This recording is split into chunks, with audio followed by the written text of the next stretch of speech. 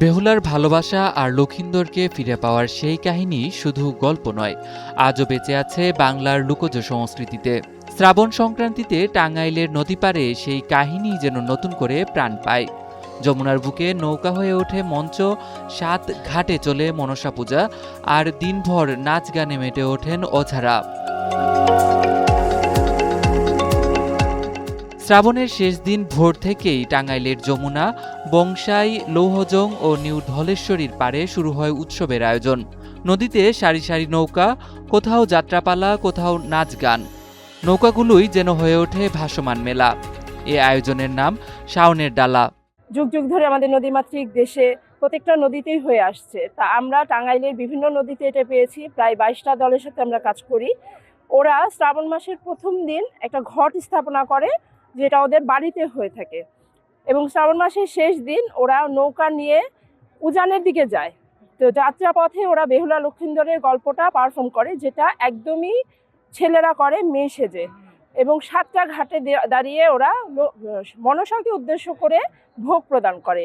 ওরা এটা বিশ্বাস করে যে এটা করলে ওদের সারা বছর যে মানে বিপদ আপদ বা সাপে কামড়াবে না।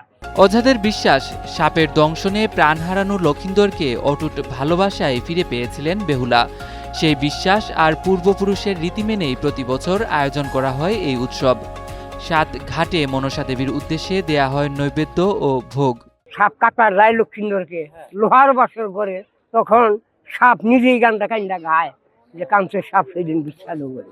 ওই বেহুলা লক্ষিন্দরের চেহারা দেখাই সাপ সেদিন দুঃখ করে কাঁদছিল যে কাঞ্চের সাপ সেদিন বিচ্ছাদ করে। ওদের চেহারা দেখে তেমন করে করবো দংশন আমি সোনার লক্ষিন্দর। আমরা প্রতি বৎসরই করি, প্রতি বৎসর করি, এবছর করতেছি। সবাই সহযোগিতা করে আমাদেরকে, সবাই ভাই বোন একসাথে চলাফেরা করি, একসাথে নৌকা নিয়ে আমরা আসি।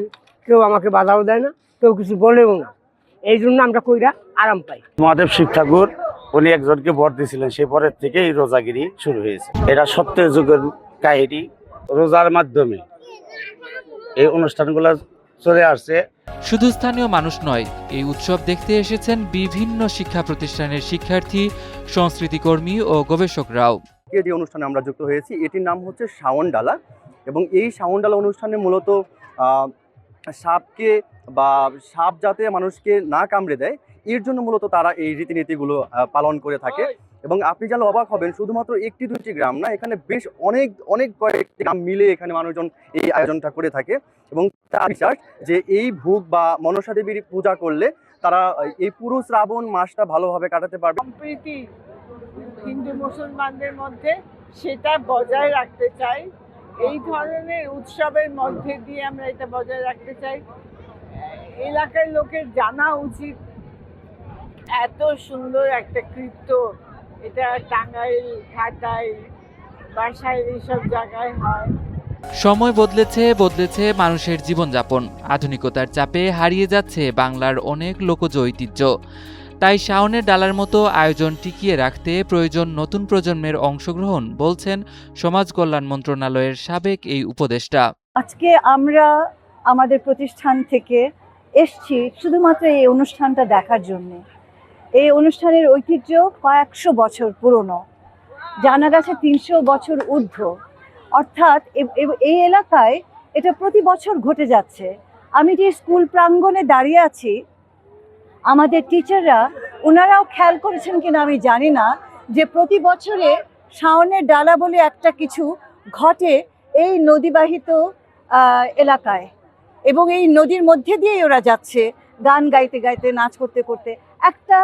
একটা বিশ্বাসের জায়গা থেকে তাদের একটা কাহিনী আছে, একটা পৌরাণিক কাহিনী আছে, যে কাহিনীটিকে কেন্দ্র করে একটি জনগোষ্ঠী একটা খুব সুন্দর কালচারাল সাংস্কৃতিক ঐতিহ্য গড়ে তুলেছে, যেখানে হিন্দু মুসলমানদের ভেতরে একটা অপূর্ব মেলবন্ধন ঘটেছে।